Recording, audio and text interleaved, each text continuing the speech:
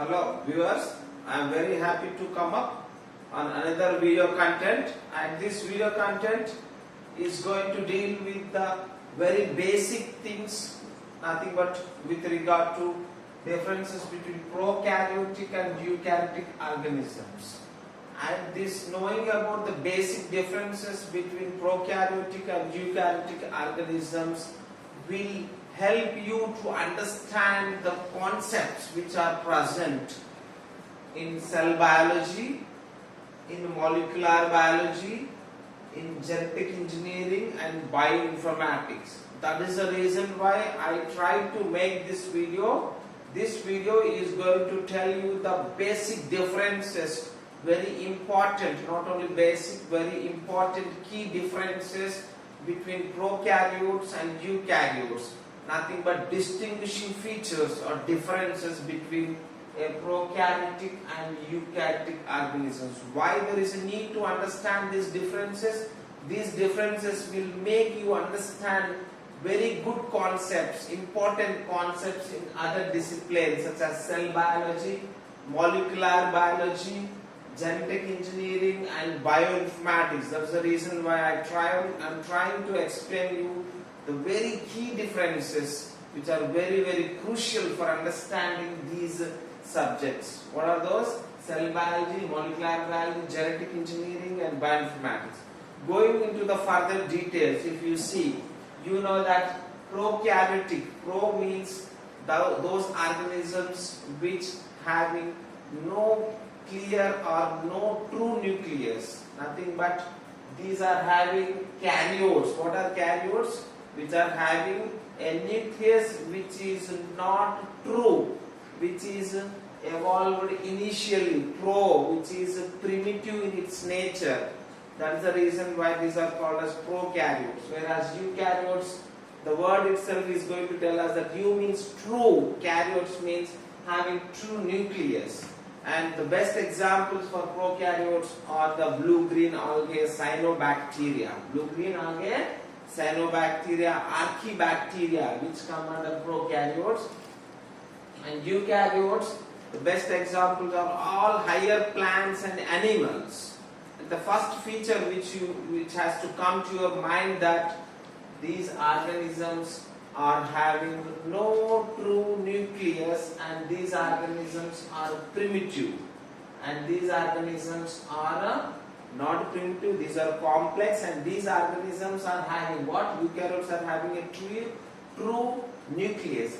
In this video I want to make you few points, so which I am going to discuss. First of all, I am going to discuss about the size and origin of prokaryotes and eukaryotes. Size and origin of prokaryotes and eukaryotes.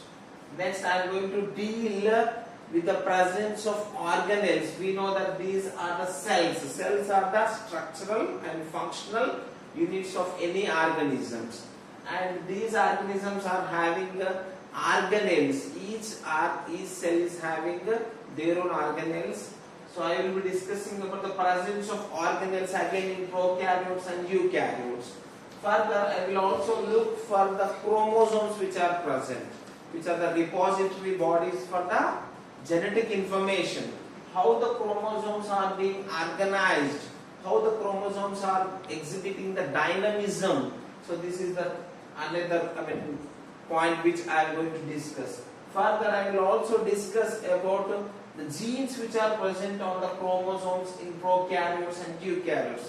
I will be slowly going from the basics towards the molecular biology, so which are very key concepts which you have to understand. The fourth point is that I am going to discuss about the gene and molecular level which are present in prokaryotes and eukaryotes. Then after that I am going to discuss about how the gene expression and how the gene regulation is going to take place in prokaryotes and eukaryotes. Further, I will also look the cell number and surface area, DNA replication, and also I am going to deal the DNA replication process in prokaryotes and eukaryotes. So I will be dealing with the size, origin of prokaryote, eukaryote. I will be dealing with the organelles, whether these are present in prokaryotes or eukaryotes. I will be dealing with the chromosomal organization in prokaryotes, eukaryotes. I will be dealing with the gene structures which are present in prokaryotes and eukaryotes. I will also dealing with the gene expression pattern which is present in prokaryotes and eukaryotes. Then I will also doing further details with regard to DNA replication, cell number and surface area of the cells of the prokaryotes and the eukaryotes. Further, if you see, I always ask my viewers to subscribe my channel so that it will make me to get interest to do more interesting videos, more interesting valuable videos in the area of life sciences and biotechnology. Try to subscribe my channel. Thank you. If you look further details, it is very clearly depicted, drawn here that this is a prokaryotic cell and this is a eukaryotic cell. As I told you that prokaryote means which are having no true nucleus. That doesn't mean that nuclear components are not present. What is the main important nuclear component? We know that it is a chromosome or DNA which is present. So in prokaryotes, here very clearly mentioned that there is a single circular chromosome is present and which is not being bordered or which is having no boundary. That's the reason why these are having no nucleus. No nucleus. This is the very first key part which you have to get into your mind. And coming to the eukaryotes. So eukaryotes are having very clear nucleus. Why? Because here there is a nuclear membrane. See very clearly. Here there is a nuclear membrane. So here we are going to divide it as a nucleoplasm and we are going to divide it as a cytoplasm. Whereas here there is no nucleus. So here that doesn't mean that nuclear components are present. What are nuclear components? Which is nothing but presence of the chromosome or DNA. DNA is present here, but it is not being bordered by the nuclear membrane. So there is no such kind of nucleus, clear nucleus is present. That's the reason why in prokaryote this is called as nucleoid. Nucleoid or nucleopore. Nucleoid or a nucleopore. Whereas here very clear nucleus is present in eukaryotes.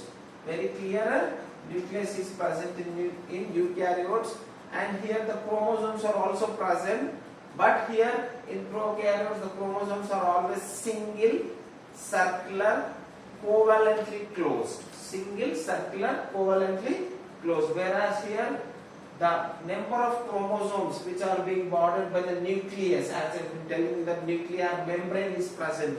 This is very important key point which you have to keep in your mind. So it is also having the chromosomes, but the number is again species specific. I have given you the example that for eukaryotes it is higher plants and animals. For prokaryotes it is blue-green algae and cyanobacteria. Blue-green algae and the cyanobacteria are the good examples. Whereas for eukaryotes the best examples are higher plants and higher animals. Higher animals are the best examples. It is very clear that here it is having a very clear nucleus. Here there is no clear nucleus. That's the reason we are going to call it as organisms which are having the nucleus but without any nuclear membrane. These are called as Genepore or nucleoid, whereas here it is called as nucleus. That is the reason why. That is mainly due to the presence of nuclear membrane. We are going to divide into two parts. One is nucleoplasm and another one is cytoplasm. So this is about the size. If you see, the size is nearly 1 to 10 microns, 1 to 10 micrometers.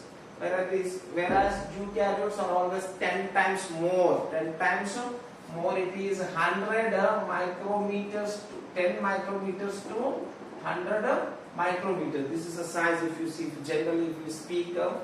So always the eukaryotes are 10 times more higher than that of the prokaryotes. Prokaryotes weigh 1 to 10 micrometers, whereas eukaryotes are 10 to 100 micrometers in general if you talk. If you look into the further details, it may also sometimes 0.1, 0.5 to 0.1 also sometimes.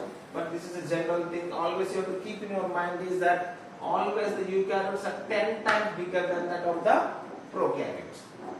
Coming to origin, I can say that prokaryotes has been origined nearly 3.5 billion years ago. 3.5 billion years ago. So After this nearly more than 1.5 billion years ago, 1.5 billion years after the origin of prokaryotes, eukaryotes has started to develop. Nearly not 1.5, it is 1.2, so it is 2.7 billion years ago the eukaryotes has been origin, whereas prokaryotes has been origin 3.5 billion years ago. So it is very clearly, it is known that a theory called as endo-symbiotic theory. What is the theory?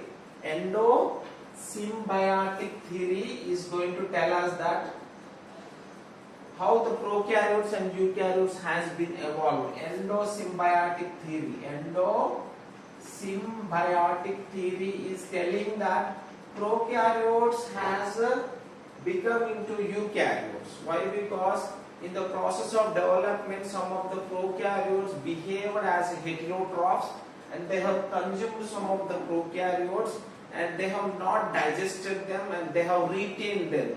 And that retaining has helped them to develop the photosynthesis and respiration process, endosymbiosis, a process where a eukaryote which is trying to become into eukaryote has consumed some of the prokaryotes and it has retained those prokaryotes. Why? Because there is a symbiotic relation. Due to that, so these eukaryotes could able to develop some kind of organelles, and that's the reason why the eukaryotes might have developed from the prokaryotes.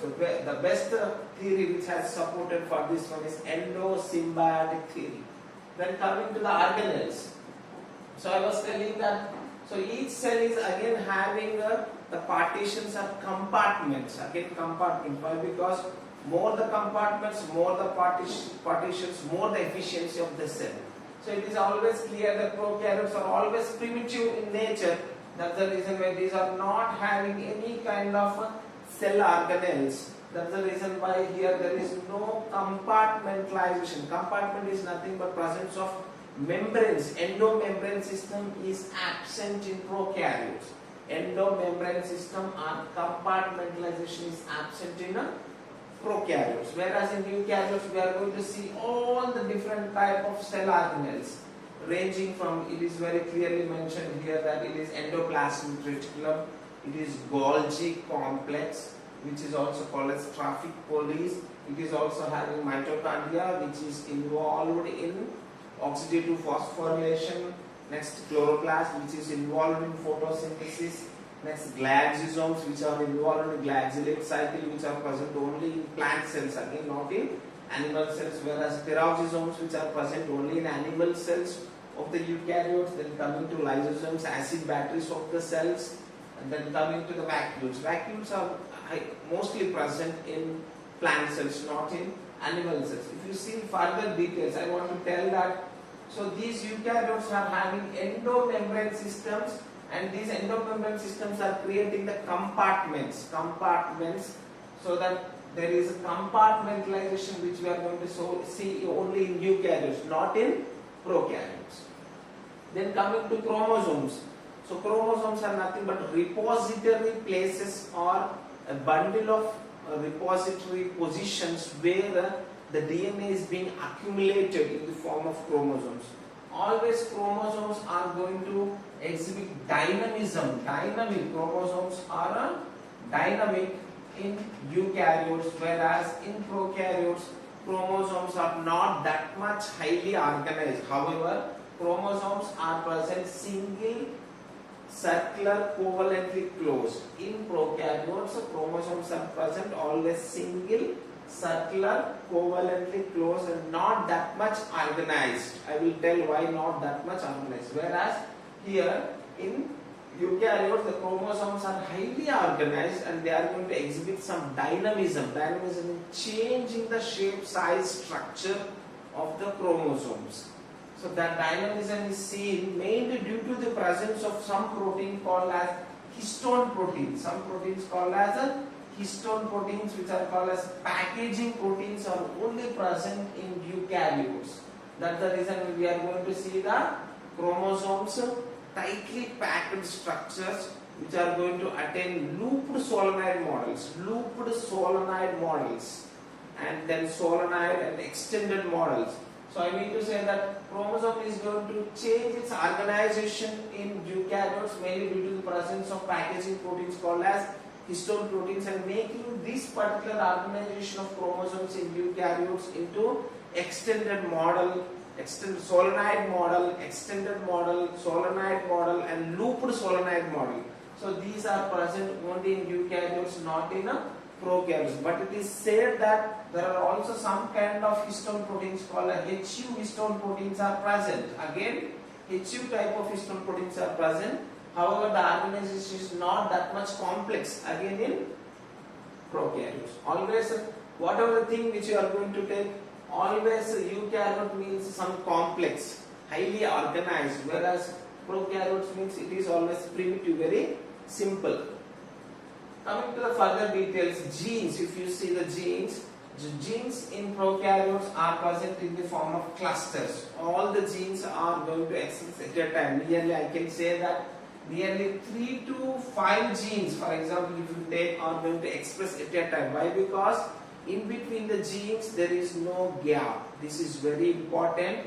So genes are present in the form of operons. Operons means clustered genes which are present in prokaryotes. Whereas in eukaryotes, genes are present in the form of split genes, mosaic genes, due to the presence of intervening spaces. In eukaryotes, there are intervening spaces in between the genes. So the genes are called as split genes or mosaic genes, which is the characteristic feature of the eukaryotes. So coming to the genes, so nearly, if I can tell you that nearly, for example, 1000 genes are present. In eukaryotes, nearly 10,000 genes are present, say for example. So this is how, if you see at molecular level, genes are present in the form of operons, clustered form of genes. Genes are going to express, genes are going to present side by side, and these are going to express at a time. I will tell further details in my coming videos what are operons and what are the examples for the operons. I will be dealing with the lac operon and tryptophan operon there. So whereas here the genes are present in the form of split genes or mosaic genes in eukaryotes. I am repeating these points so that you can note down. Coming to the gene expression, this is very, very important in prokaryotes and eukaryotes. So as we have discussed that prokaryotes are not having any clear nucleus, and here the transcription and translation are coupled, we can call it as. So we know that what is transcription translation? We know that gene is going to give rise to its phenotype. How it is going to give rise to its phenotype? We know that genes are going to express the information. Genes are going to express their information primarily in the form of what? In the form of RNA. Genes are going to polymerize into RNA. RNA is going to convert into a protein. So which is this is called as transcription, and this is called as translation. Gene expression is nothing but where gene is going to express its DNA content into a protein, so that protein, or it may be enzyme, or it may be a hormone, nothing but we are going to call it as a phenotype. So gene is going to express its phenotype by the process of transcription and translation. If you see the transcription and translation in prokaryotes, these are coupled. Why? Because there is no difference between the nucleus and cytoplasm. There is no such difference. That's the reason why transcription and translation are coupled here. Coupled, as I have been telling you, that coupled transcription translation. This is very important. Whereas here the transcription and translation are uncoupled. Uncoupled means transcription is going to take place in the nucleus, whereas translation is going to take place in the cytoplasm. So transcription and translation are taking place in two different places here. Whereas here the transcription and translation going to take place at a common place. So these are called as coupled transcription translation, uncoupled transcription translation. Two aspects. One is that here the temporal difference is there and spatial difference is there. Nothing but transcription is going to take place at a particular time and translation is going to take place some other time. So temporal and spatial. Spatial also you can see So transcription is going to take place in the nucleus space, whereas translation is going to take place in the cytoplasm. So uncoupled, transcription and translation are both spatially and temporally uncoupled, different, whereas here the transcription and translation are going to couple. That's the reason here we can see the presence of polyribosomes. I want to tell you that, so I was discussing that organelles are not present in prokaryotes. Only one primitive organelle which is present in prokaryotes are ribosomes.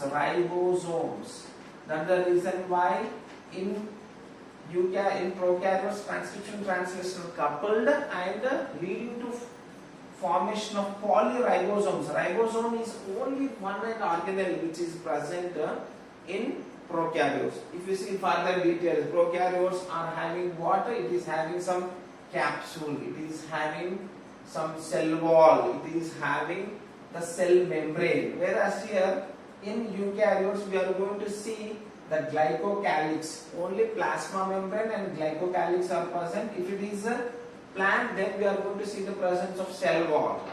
Whereas here the cell wall is something complex in prokaryotes. Whereas here cell wall is again simple, only present only in plants, not present in animal cells. As I have been telling you that higher plants and animals are the good examples for the eukaryotes. Coming to gene expression, I have been telling you that transcription translation is going to take place at single place, single time. Whereas here the space is different, time is different. This is very important. That's the reason why transcription translation are uncoupled. And if you see further details after transcription, translation is going to take place in prokaryotes, whereas here after transcription suddenly the translation is not going to happen. Why? Because these are uncoupled.